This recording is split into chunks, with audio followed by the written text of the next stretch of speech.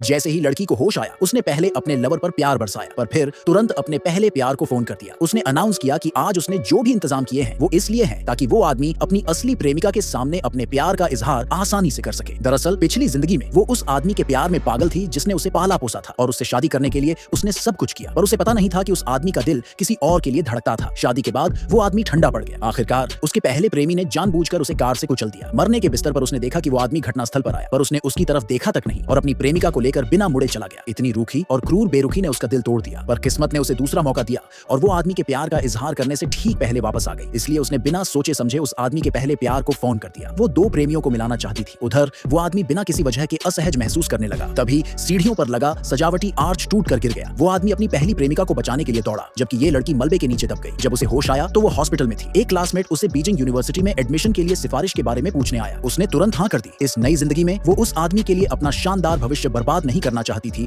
जैसा उसने पहले किया था। उसने और उसके क्लासमेट ने नए सेशन की शुरुआत में मिलने का प्लान बनाया, पर जब उस आदमी ने उन दोनों को करीब से बात करते देखा तो उसे तुरंत जलन होने लगी। उसने तो यहाँ तक कि 10 साल छोटे उस लड़के के साथ लड़ाई भी कर ली। शुक्र है लड़की ने अपने क्लासमेट को दूर कर दिया। मौका देखकर उसकी पहली प्रेमिका मछली का सूप लेकर आई, ये दिखाने के लिए कि वो उसकी परवाह करती है, पर लड़की ने साफ मना कर दिया क्योंकि उसे बचपन से ही मछली से एलर्जी थी। जिस आदमी ने उसे पाला था वो ये बात जानता था, पर आज अपनी पहली प्रेमिका का मान रखने के लिए उसने लड़की को वो पूरा कटोरा सूप पीने को कहा। लड़की को यकीन नहीं हुआ और उसने पक्के तौर पर मना कर दिया, पर वो आदमी ने कटोरा छीन लिया और उसे जबरदस्ती पिलाया। जल्द ही उसे एलर्जी की रिएक्शन शुरू हो गई, पर वो आदमी ने उसकी गिड़गिड़ाती आंखों को नजरअंदाज किया और फोन करने बाहर चला गया। उसकी पहली प्रेमिका तो पागलपन कर रही थी। उसने उसे जल्दी से छोड़ने की सलाह दी। जब वो आदमी वापस नहीं आया तो लड़की ने जानबूझकर खिड़की तोड़ दी और ऐसा नाटक किया जैसे उसे लड़की ने जमीन पर धक्का दिया हो। वो आदमी सही गलत पहचानता था। वो जानता था कि लड़की को बंद जगह से डर है, फिर भी उसने उसे एक बंद कमरे में लॉक कर दिया। अगले दिन ही उसे बाहर निकाला और पूछा क्या सबक सीखा। जब वो खांसते हुए कमरे से बाहर निकली तो देखा कि वो आदमी अपनी पहली प्रेमिका को घर ले आया है। पहली प्रेमिका ने उसी लड़की के कमरे में रहने की मांग की। आदमी मान गया। हैरानी की बात है लड़की ने कोई विरोध नहीं किया और सीधे अपना सामान पैक करने ऊपर चली गई। वो आदमी ने दिखावा करते हुए उसे एक मरहम दिया और खुद को चोट पहुंचाने का इल्जाम लगाया। फिर वो अपनी पहली प्रेमिका के पास चला गया। लड़की ने वो मरहम को बिना छुए फेंक दिया। फिर उस आदमी के सारे तोहफे जला दिए और नौकरानी को फोन करके नाम बदलने को कहा। उसने कहा कि अब से वो उस आदमी का सरनेम लेगी। अब से वो सब सिर्फ खून के रिश्ते से जुड़े थे। स्कूल शुरू होने की पिछली शाम लड़की अपने माता पिता की कब्र पर गई। उसे हैरानी हुई जब वो आदमी अपनी पहली प्रेमिका के साथ वहां आया। वो हैरान थी क्योंकि वो औरत ने उसके माता पिता की जल्दी मौत पर शाप दिया था, पर वो आदमी को ये पता नहीं था। उसने दावा किया कि वो और उसकी पहली प्रेमिका एक ही हैं। फिर वो उसके लिए पानी लेने चला गया। पहली प्रेमिका ने भद्दक कर फिर से लड़की के माता पिता को बदनाम किया। गुस्से में आकर लड़की ने उसे थप्पड़ मारा,